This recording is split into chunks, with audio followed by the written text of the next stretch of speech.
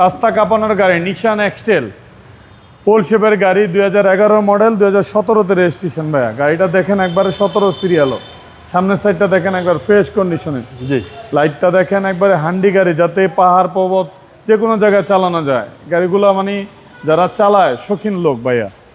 একটা সানরুফ সহ আছে, গ্রুপ পার আছে, দেখেন এই জায়গায় পিছনেও দেখেন ফ্রেশ কন্ডিশনে পাবেন। নিশান এক্সটেল, নিশান এক্সটেল সানরুফ সহ জি। আর এগুলোর বডি একদম স্ট্রং, একবার স্ট্রং বডি। গাড়ি মনে করেন ফ্রেশ কন্ডিশনে আছে, black to black, black to black. LPG conversion করা আছে, ওই হঠাৎ করে তেলের দাম যখন বাড়ছে এই ভদ্রলোক এলপিজি করছে, গাড়িটা ফ্রেশ কন্ডিশন আছে গাড়িটা ভাই।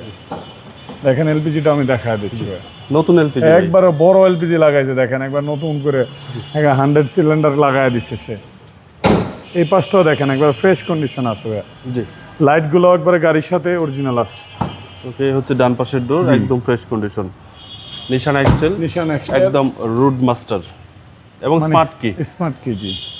খুব সুন্দর গাড়ি। কোনো কাজ আছে গাড়িতে? না ভাইয়া, গাড়িতে আল্লাহর রহমতে 10 টাকারও কাজও নাই।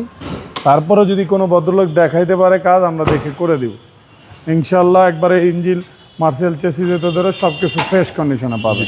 ভেতরটা দেখেন সিকুয়েন্সিয়াল এলপিজি করা, দামিটা আর কি। একবারে চেসিস মার্সেল সব ফ্রেশ পাবেন ইনশাল্লাহ গাড়িটা।